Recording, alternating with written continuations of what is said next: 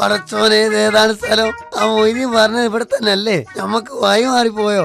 ആവും ഒരാള് വരുന്നുണ്ട്. അതെ, ഇതേതാണ് സ്ഥലം? ഇത് കോഴിപ്പുറം. എന്തേ? പടച്ച തമ്പുരാനെ, നമുക്ക് കോഴിപ്പാറക്കാണ് പോണ്ടത്. അത് ഇവിടുന്ന് 10 കിലോമീറ്റർ അകലെയാ. 10 മിനിറ്റ് കഴിഞ്ഞാ ബസ് വരും. 10 അടി നടന്നാ മതി.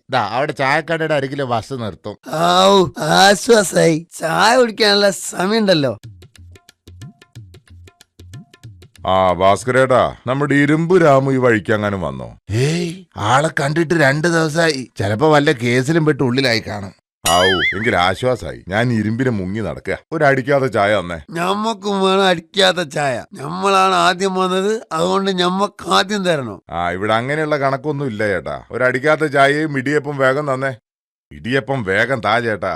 ഇടിയപ്പം ഞാൻ തരാടാ. ഇരുമ്പ് രാമു. ഇനി ആർക്കാടാ ഇടിയപ്പം വേണ്ടത്? അതാ ആ ഇരിക്കുന്ന ആളൊരു ഇടിയപ്പം ചോദിച്ചിരുന്നു. ആണോടാ? മുത്ത് ഹബീബേ, ഞമ്മള് ചോദിച്ചത് അടിക്കാത്ത ചായാണ്, പിന്നെ ഒരു ഇടിക്കാത്ത അപ്പം.